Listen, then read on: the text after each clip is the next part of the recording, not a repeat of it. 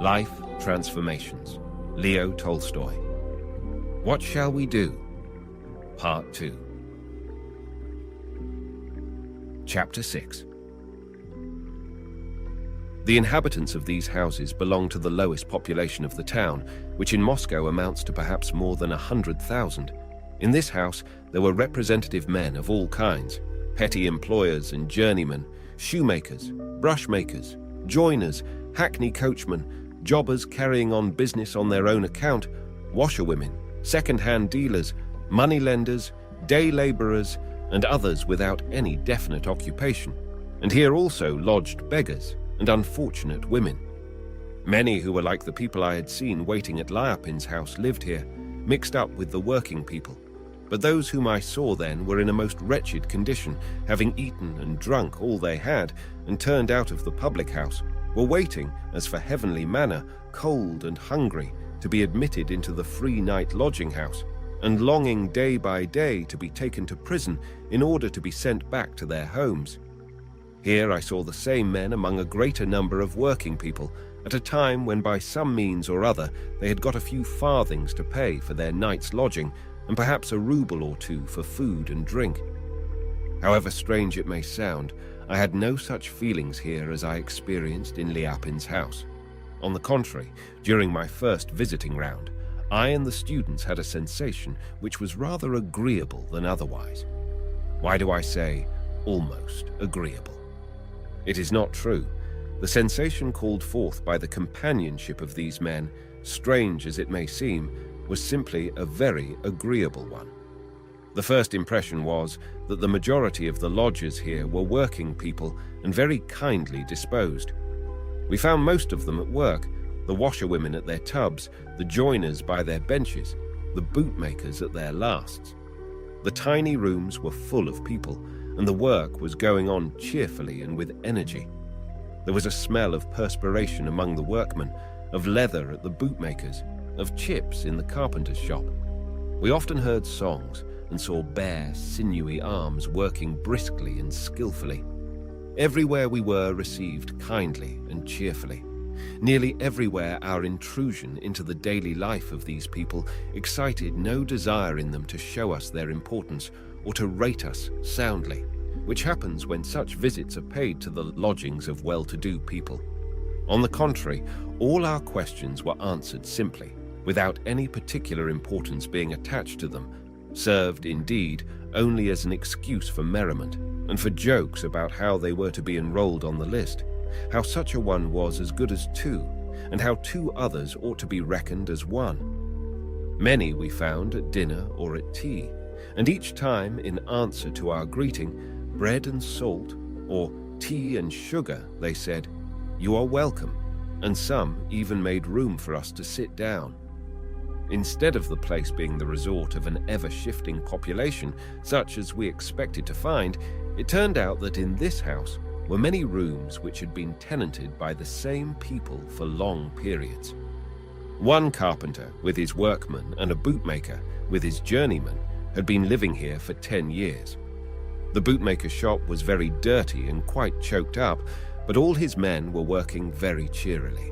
I tried to talk with one of the workmen, wishing to sound him about the miseries of his lot, what he owed to the master, and so forth, but he did not understand me, and spoke of his master and of his life from a very favourable point of view. In one lodging there lived an old man with his old wife. They dealt in apples. Their room was warm, clean, and filled with their belongings. The floor was covered with straw matting, which they got from the apple stores. There were chests, a cupboard, a samovar, and crockery. In the corner were many holy images, before which 2 lamps were burning. On the wall hung fur cloaks wrapped up in a sheet. The old woman, with wrinkled face, kind and talkative, was apparently quite delighted with her quiet, respectable life. Ivan Fedotich, the owner of the inn and of the lodgings, came out and walked with us. He joked kindly with many of the lodgers, calling them all by their names, and giving us short sketches of their characters. They were as other men, did not consider themselves unhappy, but believed they were like everyone else, as in reality they were. We were prepared to see only dreadful things, and we met instead objects not only not repulsive, but estimable. There were so many of these, compared with the ragged, ruined, unoccupied people we met now and then among them, that the latter did not in the least destroy the general impression. To the students, it did not appear so remarkable as it did to me.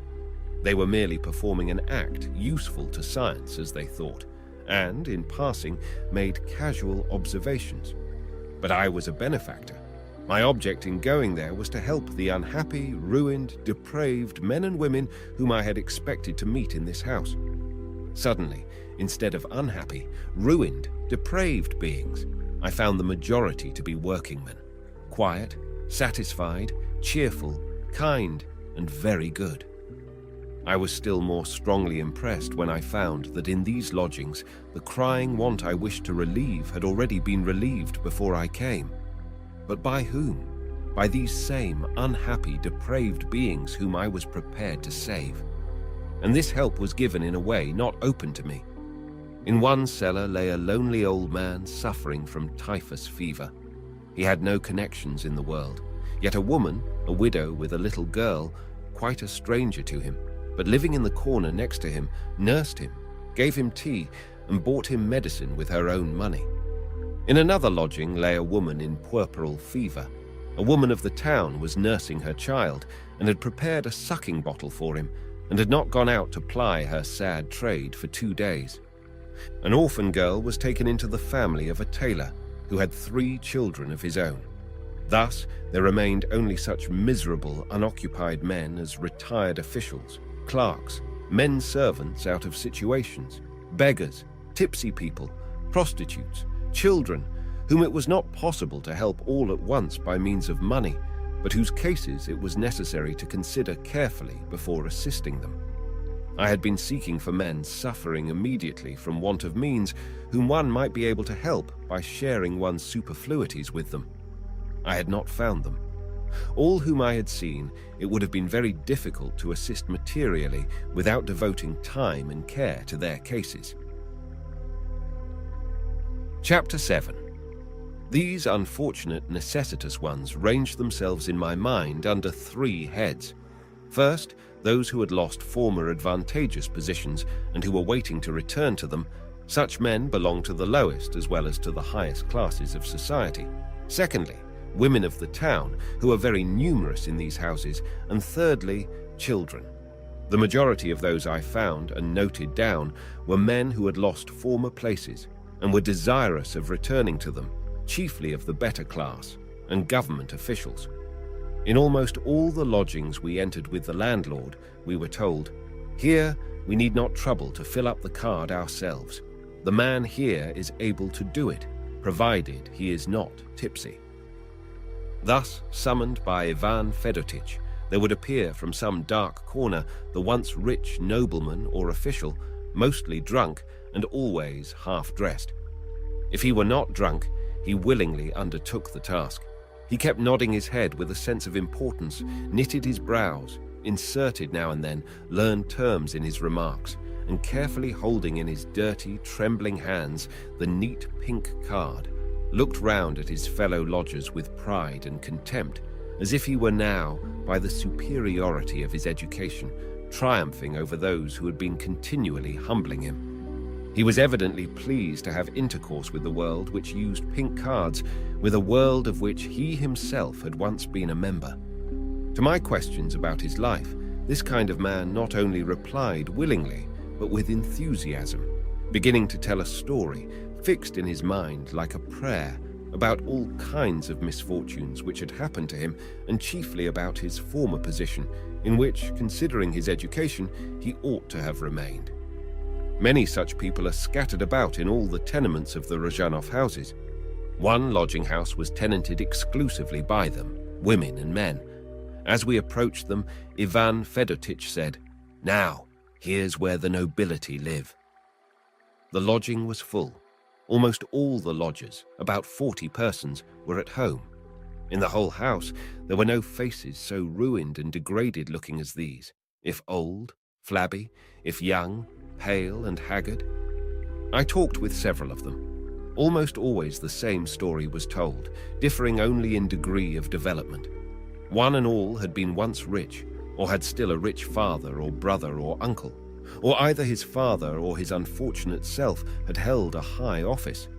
Then came some misfortune caused by envious enemies, or his own imprudent kindness, or some out-of-the-way occurrence, and having lost everything, he was obliged to descend to these strange and hateful surroundings among lice and rags, in company with drunkards and loose characters, feeding upon bread and liver and subsisting by beggary. All the thoughts, desires, and recollections of these men are turned toward the past. The present appears to them as something unnatural, hideous, and unworthy of attention. It does not exist for them. They have only recollections of the past and expectations of the future which may be realized at any moment, and for the attainment of which but very little is needed. But unfortunately, this little is out of their reach. It cannot be got anywhere, and so one has wasted 1 year, another 5, and a third 30 years. One needs only to be dressed respectably in order to call on a well-known person who is kindly disposed toward him. Another requires only to be dressed, have his debts paid, and go to some town or other. A third wants to take his effects out of pawn and get a small sum to carry on a lawsuit, which must be decided in his favor, and then all will be well again. All say that they have need of some external circumstance in order to regain that position which they think natural and happy. If I had not been blinded by my pride in being a benefactor, I should have needed only to look a little closer into their faces, young and old, which were generally weak, sensual, but kind, in order to understand that their misfortunes could not be met by external means, that they could be happy in no position while their present conception of life remained the same, that they were by no means peculiar people in peculiarly unhappy circumstances, but that they were like all other men, ourselves included. I remember well how my intercourse with men of this class was particularly trying to me. I now understand why it was so. In them I saw my own self as in a mirror. If I had considered carefully my own life and the lives of people of my own class, I should have seen that between us and these unfortunate men there existed no essential difference. Those who live around me in expensive suites of apartments and houses of their own in the best streets of the city, eating something better than liver or herring with their bread, are nonetheless unhappy. They also are discontented with their lot, regret the past, and desire a happier future, precisely as did the wretched tenants of the Rozhanov houses. Both wish to be worked less and to be worked for more, the difference between them being only in degrees of idleness.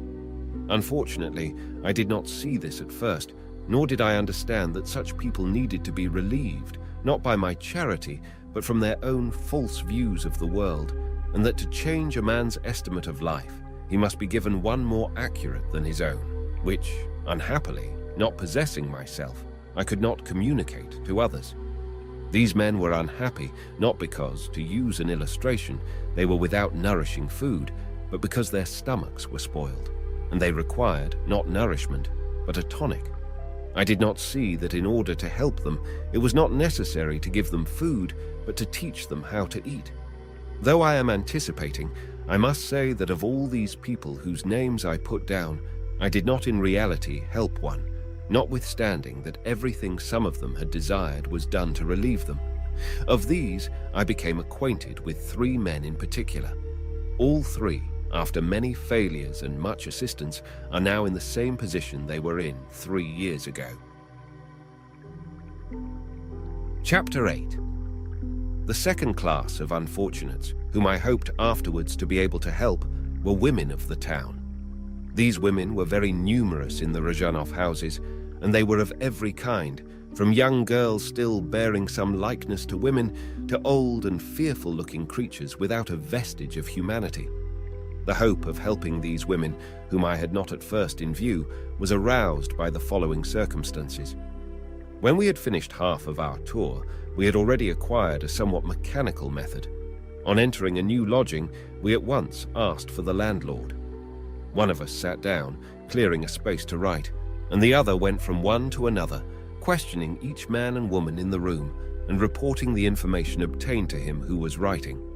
On our entering one of the basement lodgings, the student went to look for the landlord, and I began to question all who were in the place. This place was divided thus. In the middle of the room, which was 4 yards square, there stood a stove. From the stove, 4 partitions or screens radiated, making a similar number of small compartments. In the first of these, which had 2 doors in it opposite each other, and 4 pallets, were an old man and a woman. Next to this was a rather long but narrow room, in which was the landlord, a young, pale, good-looking man, dressed in a grey woolen coat. To the left of the first division was a third small room where a man was sleeping, seemingly tipsy, and a woman in a pink dressing gown. The fourth compartment was behind a partition, access to it being through the landlord's room. The student entered the latter, while I remained in the first, questioning the old man and the woman. The former had been a compositor, but now had no means of livelihood whatever. The woman was a cook's wife. I went into the third compartment and asked the woman in the dressing gown about the man who was asleep. She answered that he was a visitor. I asked her who she was. She replied that she was a peasant girl from the county of Moscow. "What is your occupation?" She laughed and made no answer. "What do you do for your living?" I repeated, thinking she had not understood the question. "I sit in the inn," she said. I did not understand her and asked again, "What are your means of living?" She gave me no answer, but continued to giggle. In the fourth room, where we had not yet been, I heard the voices of women also giggling. The landlord came out of his room and approached us. He had evidently heard my questions and the woman's answers. He glanced sternly at her and, turning to me, said, "She is a prostitute," and it was evident that he was pleased that he knew this word, which is the one used in official circles, and at having pronounced it correctly. And having said this with a respectful smile of satisfaction towards me, he turned to the woman. As he did so, the expression of his face changed. In a peculiarly contemptuous manner, and with rapid utterance as one would speak to a dog, he said, without looking at her, "Don't be a fool. Instead of saying you sit in the inn, speak plainly and say you are a prostitute." "She does not even yet know her proper name," he said, turning to me. This manner of speaking shocked me. "It is not for us to shame her," I said. "If we were all living according to God's commandment, there would be no such persons." "There are such doings," said the landlord with an artificial smile. "Therefore we must pity them and not reproach them. Is it their fault?" I do not remember exactly what I said. I remember only that I was disgusted by the disdainful tone of this young landlord in a lodging filled with females whom he termed prostitutes, and I pitied the woman and expressed both feelings. No sooner had I said this than I heard from the small compartment where the giggling had been the noise of creaking bedboards, and over the partition, which did not reach to the ceiling, appeared the dishevelled curly head of a female with small, swollen eyes and a shining red face. A second, and then a third, head followed. They were evidently standing on their beds, and all 3 were stretching their necks and holding their breath and looking silently at me with strained attention. A painful silence followed. The student, who had been smiling before this happened, now became grave. The landlord became confused and cast down his eyes, and the women continued to look at me in expectation. I felt more disconcerted than all the rest. I had certainly not expected that a casual word would produce such an effect. It was like the field of battle covered with dead bones seen by the prophet Ezekiel, on which, trembling from contact with the spirit, the dead bones began to move. I had casually uttered a word of love and pity, which produced upon all such an effect that it seemed as if they had been only waiting for it, to cease to be corpses and to become alive again. They continued to look at me as if wondering what would come next, as if waiting for me to say those words and do those acts by which these dry bones would begin to come together, be covered with flesh, and receive life. But I felt, alas, that I had no such words or deeds to give, or to continue as I had begun. In the depth of my soul, I felt that I had told a lie, that I myself was like them, that I had nothing more to say, and I began to write down on the card the names and the occupations of all the lodgers there. This occurrence led me into a new kind of error. I began to think that these unhappy creatures also could be helped. This, in my self-deception, it seemed to me would be very easily done. I said to myself, now we shall put down the names of these women too, and afterwards, when we, though it never occurred to me to ask who were the we, have written everything down, we can occupy ourselves with their affairs. I imagined that we, the very persons who during many generations have been leading such women into such a condition and still continue to do so, could one fine morning wake up and remedy it all. And yet, if I could have recollected my conversation with the lost woman who was nursing the baby for the sick mother, I should have understood the folly of such an idea. When we first saw this woman nursing the child, we thought that it was hers, but upon our asking her what she was, she answered us plainly that she was a wench.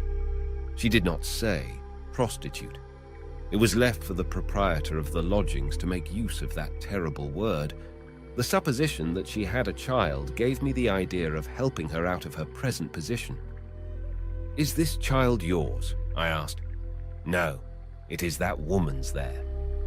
"Why do you nurse him?" "She asked me to. She is dying."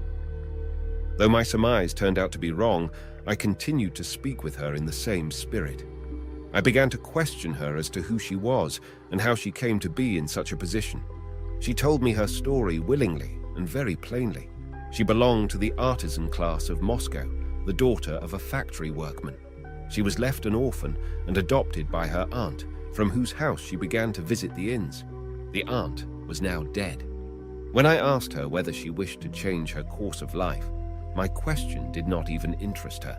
How can a supposition about something quite impossible awaken an interest in anyone? She smiled and said, "Who would take me with a yellow ticket?" "But," said I, "if it were possible to find you a situation as a cook or something else." I said this because she looked like a strong woman, with a kind, dull, round face, not unlike many cooks I had seen. Evidently my words did not please her. She repeated, "Cook, but I do not understand how to bake bread." She spoke jestingly, but by the expression of her face, I saw that she was unwilling, that she even considered the position and rank of a cook beneath her. This woman, who, in the most simple manner, like the widow in the Gospel, had sacrificed all that she had for a sick person, at the same time, like other women of the same profession, considered the position of a workman or workwoman low and despicable. She had been educated to live without work, a life which all her friends considered quite natural. This was her misfortune, and by this she came into her present position and is kept in it. This brought her to the inns. Who of us, men and women, will cure her of this false view of life? Are there among us any men convinced that a laborious life is more respectable than an idle one? And who are living according to this conviction? And who make this the test of their esteem and respect? If I had thought about it, I should have understood that neither I nor anybody else I know was able to cure a person of this disease. I should have understood that those wondering and awakened faces that looked over the partition expressed merely astonishment at the pity shown to them, but no wish to reform their lives. They did not see the immorality. They knew that they were despised and condemned, but the reason for this they could not understand. They had lived in this manner from their infancy among women like themselves, who, they know very well, have always existed, do exist, and are necessary to society, that there are officials deputed by government to see that they conform to regulations. Besides, they know that they have power over men and subdue them, and often influence them more than any other women. They see that their position in society, notwithstanding the fact that they are always blamed, is recognized by men as well as by women and by the government, and therefore they cannot even understand of what they have to repent and wherein they should reform. During one of our tours, the student told me that in one of the lodgings there was a woman who sends out her daughter, 13 years old, to walk the streets. Wishing to save this little girl, I went on purpose to their lodging. Mother and daughter were living in great poverty. The mother, a small, dark-complexioned prostitute of 40 years of age, was not simply ugly, but disagreeably ugly. The daughter was also bad-looking. To all my indirect questions about their mode of life, the mother replied curtly, with a look of suspicion and animosity, apparently feeling that I was an enemy with bad intentions. The daughter said nothing without looking first at the mother, in whom she evidently had entire confidence. They did not awaken pity in my heart, but rather disgust. Still, I decided that it was necessary to save the daughter, to awaken an interest in ladies who might sympathize with the miserable condition of these women and might so be brought here. Yet if I had thought about the antecedents of the mother, how she had given birth to her daughter, how she had fed and brought her up, certainly without any outside help and with great sacrifices to herself. If I had thought of the view of life which had formed itself in her mind, I should have understood that in the mother's conduct there was nothing at all bad or immoral, seeing she had been doing for her daughter all she could, that is, what she considered best for herself. It was possible to take this girl away from her mother by force, but to convince her that she was doing wrong in selling her daughter was not possible. It would first be necessary to save this woman, this mother, from a condition of life approved by everyone, and according to which a woman may live without marrying and without working, serving exclusively as a gratification to the passions. If I had thought about this, I should have understood that the majority of those ladies whom I wished to send here for saving this girl were not only themselves avoiding family duties and leading idle and sensuous lives, but were consciously educating their daughters for this very same mode of existence. One mother leads her daughter to the inn, and another to court and to balls. Both the views of the world held by both mothers are the same, namely, that a woman must gratify the passions of men, and for that she must be fed, dressed, and taken care of. How then are our ladies to reform this woman and her daughter?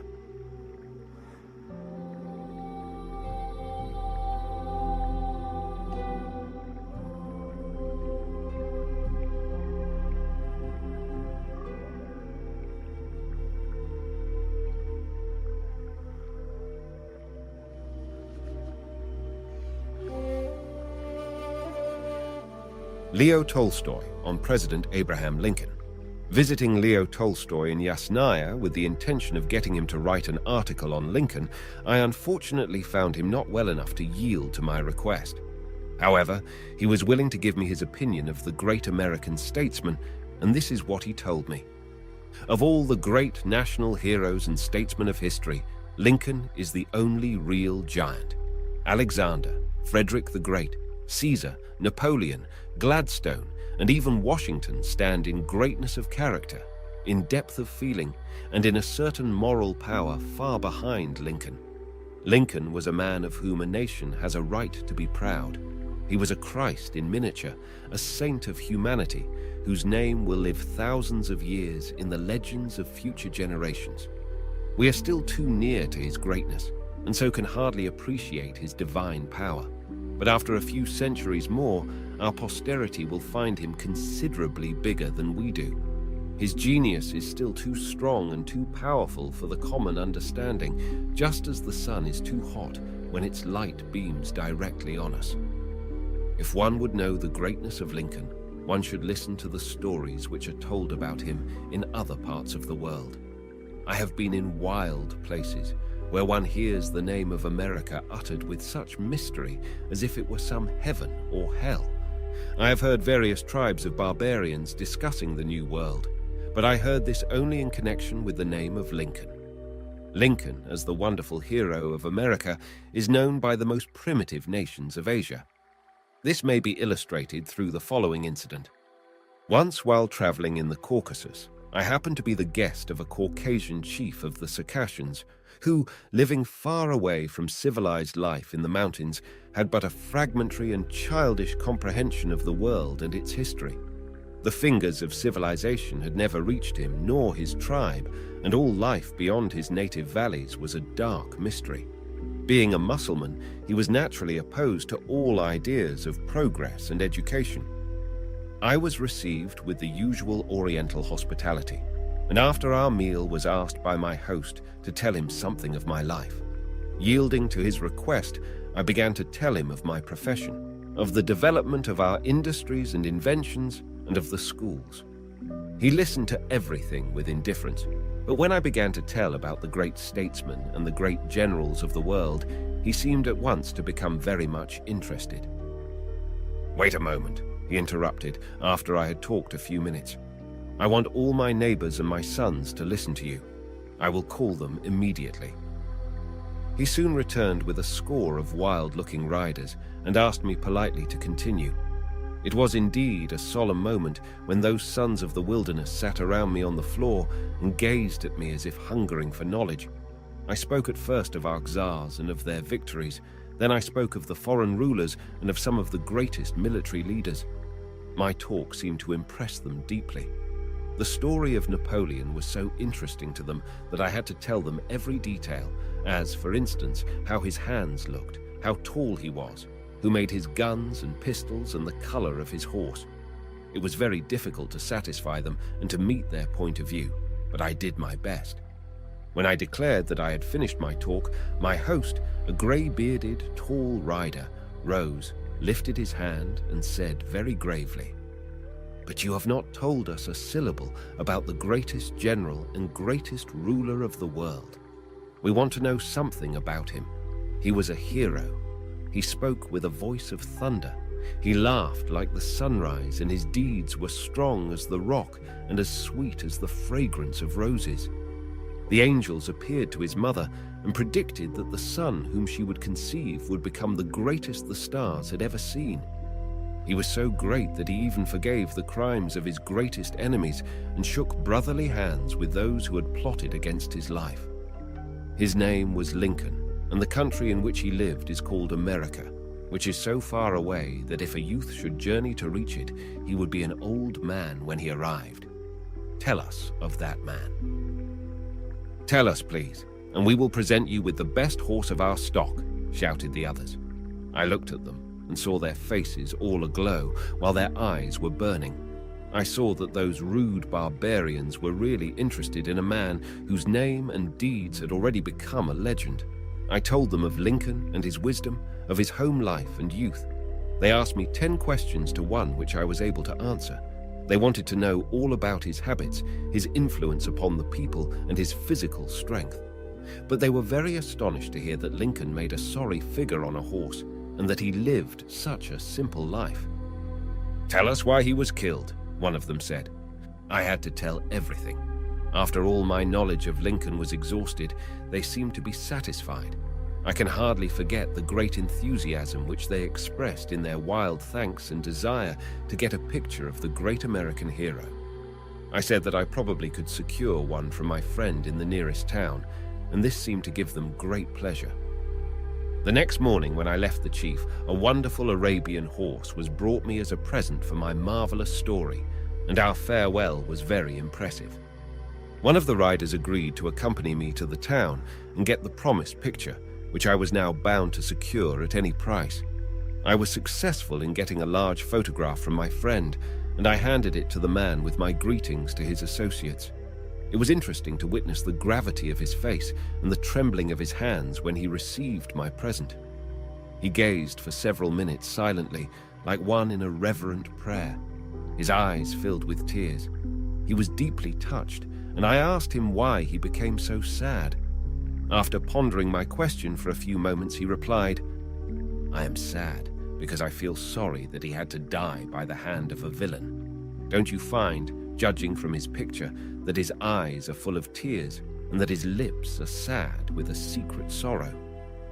Like all Orientals, he spoke in a poetical way and left me with many deep bows. This little incident proves how largely the name of Lincoln is worshipped throughout the world and how legendary his personality has become. Now, why was Lincoln so great that he overshadows all other national heroes? He really was not a great general like Napoleon or Washington. He was not such a skillful statesman as Gladstone or Frederick the Great, but his supremacy expresses itself altogether in his peculiar moral power and in the greatness of his character. He had come through many hardships and much experience to the realization that the greatest human achievement is love. He was what Beethoven was in music, Dante in poetry, Raphael in painting, and Christ in the philosophy of life. He aspired to be divine, and he was. It is natural that before he reached his goal, he had to walk the highway of mistakes. But we find him, nevertheless, in every tendency true to one main motive, and that was to benefit mankind. He was one who wanted to be great through his smallness. If he had failed to become president, he would be, no doubt, just as great as he is now, but only God could appreciate it. The judgment of the world is usually wrong in the beginning, and it takes centuries to correct it. But in the case of Lincoln, the world was right from the start. Sooner or later, Lincoln would have been seen to be a great man, even though he had never been an American president. But it would have taken a great generation to place him where he belongs.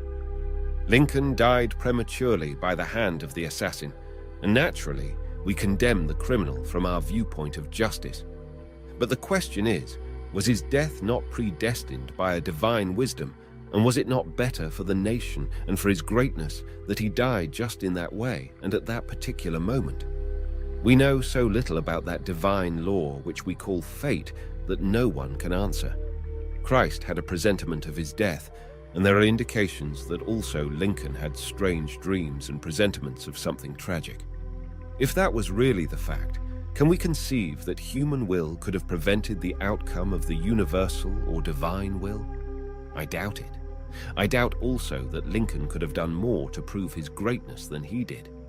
I am convinced we are but instruments in the hands of an unknown power, and that we have to follow its bidding to the end.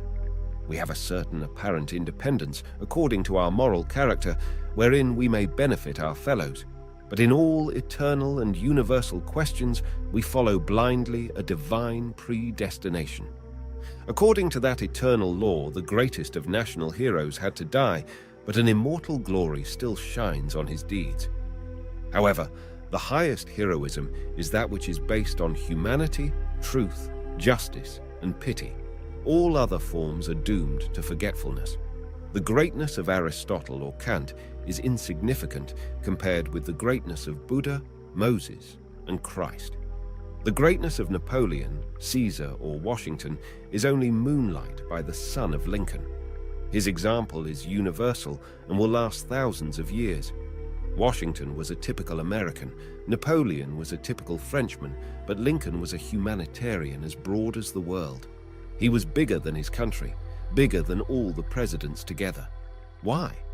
Because he loved his enemies as himself, and because he was a universal individualist who wanted to see himself in the world, not the world in himself. He was great through his simplicity, and was noble through his charity. Lincoln is a strong type of those who make for truth and justice, for brotherhood and freedom. Love is the foundation of his life.